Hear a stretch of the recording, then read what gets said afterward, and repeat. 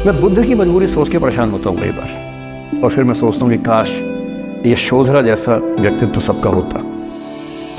बुद्ध की रियल कहानी क्या है शायद किसी को नहीं पता। मैं जिस कहानी की बात कर रहा हूँ, मैथिली शरण गुप्त नाम के एक बड़े प्रसिद्ध कवि ने यशोधरा नाम की पुस्तक में वो कहानी लिखी है, भूमिका में जिक्र किया। बुद्ध बचपन से ही थोड़े से वैरागी किस्म के व्यक्ति थे। उनकी कुंडली देख के एक ज्योतिषी ने बताया भी था। माता पिता बहुत परेशान थे। शुद्धोदन उनके पिता का नाम था। माता पिता ने बहुत कोशिश की कि इस बच्चे का मन विरक्त न हो। अच्छा महल बनवाया, सारी सुविधाएं दी। जैसे ही बुद्ध थोड़े से किशोरावस्था में आए, उस समय की दुनिया की सबसे खूबसूरत महिला से, लड़की से, यशोधरा से उससे शादी करवा। यशोधरा के पिता ने काफ़ी एग्जाम लिए बुद्ध जी के, वो सारे एग्जाम में पास हुए, तब जाके शादी हुई। ऐसे नहीं हुई, शादी हुई। तो बुद्ध भी ठीक था, रमे रहे उस जीवन में। बेटा हुआ उनका राहुल। अब बुद्ध की विरक्ति का भाव बढ़ता जा रहा था। 29 साल की उम्र के आसपास ऐसा हुआ कि उन्होंने एक मृत व्यक्ति को देख लिया, एक बूढ़े को देखा, एक भिखारी को देखा, एक बीमार को देखा। विरक्त हो गए और उनका मनोबल घर छोड़ दूं, ज्ञान की खोज में चला जाऊं।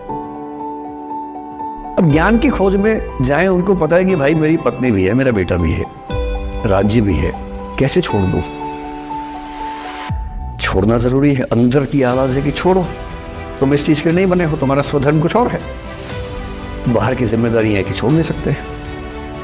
मैं अनुमान करता हूं कि बुद्ध ने शायद अपने पिताजी से कहा हो कभी कि पिताजी मैं बहुत परेशान हूं, छोड़ना चाहता हूं। तो पिता ने समझा बुझा के मना किया होगा कि बेटा शोभा नहीं देता, ऐसा मत करो।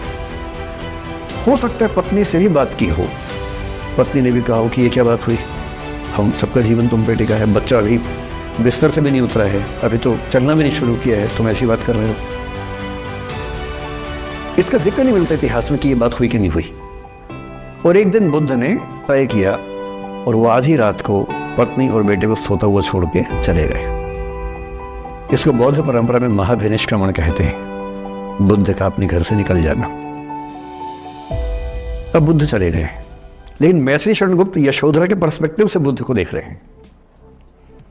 यशोधरा बहुत परेशान है, भाई पति चला गया है, बच्चे का पिता चला गया, मजाक थोड़ा है।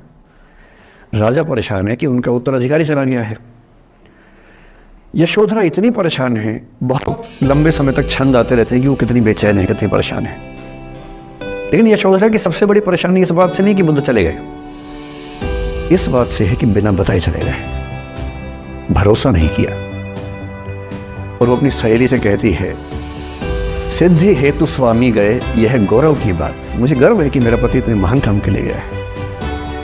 सिद्धि हेतु स्वामी गए, यह गौरव की बात, पर चोरी चोरी गए, यही बड़ा व्याघात। सखी सखी वो मुझसे कहकर जाते, कह तो क्या वो मुझको अपनी पथ बाधा ही पाते। क्या मैं रास्ता रोकती हूं उनका? उसके मन में ये मलाल है कि बिना बताए चले गए। वो इस भाव को लेट गो नहीं कर पा रही, परेशान। फिर बुद्ध को ज्ञान मिला। 6 साल की तपस्या के बाद बोधगया में बोधि वृक्ष के नीचे ज्ञान मिला। बात फैल गई। जो 5 शिष्य बुद्ध को छोड़ के भाग गए थे उनके बुरे वक्त में, उन्हीं 5 को बुद्ध ने सबसे पहले ज्ञान दिया सारनाथ में, जिसको धर्म चक्रवर्तन कहते हैं। बुद्ध की ख्याति बढ़ने लगी। शुद्धोदन ने बुद्ध के पास, अपने बेटे के पास कई लोगों को भेजा ये कहने के लिए कि भाई यहां भी तो आओ, हमसे भी तो मिलो। बुद्ध का ऐसा प्रताप था कि जो उनके पास जाता वो बुद्धं शरणं गच्छामि हो जाता, वापस ही नहीं आता। तो फिर शुद्धोदन ने बुद्ध के बचपन के एक दोस्त को ये कह के भेजा, भैया मैं जानता हूं तुम वापस नहीं आओगे, पर प्रभावित होने से पहले बोल देना कि पापा याद कर रहे थे। तो वो गया, उससे वायदा निभाया, हो तो गया, बुद्ध के संग में दीक्षित हो गया, पर वायदा निभा दिया। तो बुद्ध ने कहा जरूर जाऊंगा, पिताजी की आज्ञा है तो जाऊंगा ही जाऊंगा। बुद्ध पहुंचे अपने कपिल वस्तु, जो अपना इलाका था, वहां पहुंचे। पूरे कपिल वस्तु में, नेपाल सिद्धार्थ नगर से नेपाल जाएंगे तो नेपाल बॉर्डर पे कपिल वस्तु है। मैं देखने गया था वो जगह जहां बुद्ध पैदा हुए थे, बड़ा सुंदर स्थान है, आप भी जाके देखेगा भी। तो बुद्ध पहुंचे रात को, एक धर्मशाला में रुके। अब वहां हल्ला मच गया कि राजा का बेटा धर्मशाला में। बुद्ध ने कहा, भाई मैं देखो राजा का बेटा बन के नहीं आया हूं, मैं बुद्ध बन के आया हूं। सुबह उठ के भिक्षा मांगने लग गए उस इलाके में, अपने ही पिता के राज्य में। पिता ने सिर पीट लिया कि भाई क्या कर रहे हैं।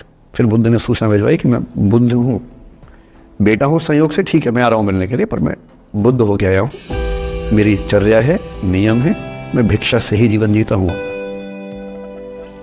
ठीक है, पिताजी ने कहा चल कोई बात नहीं। फिर बुद्ध गए पिता से मिलने, पिता से मिले, सबसे मिले, भरी सभा में, लेकिन यशोधरा नहीं आई मिलने के लिए, लेट गो नहीं कर पा रही थी। उसके मन में दर्द था, छुप के क्यों गया, बता के जाता।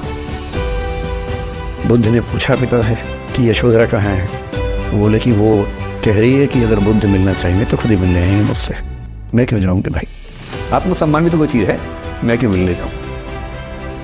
तो बुद्ध मिलने गए। सोचिए कमरे में यशोधरा बैठी है, राहुल साथ में।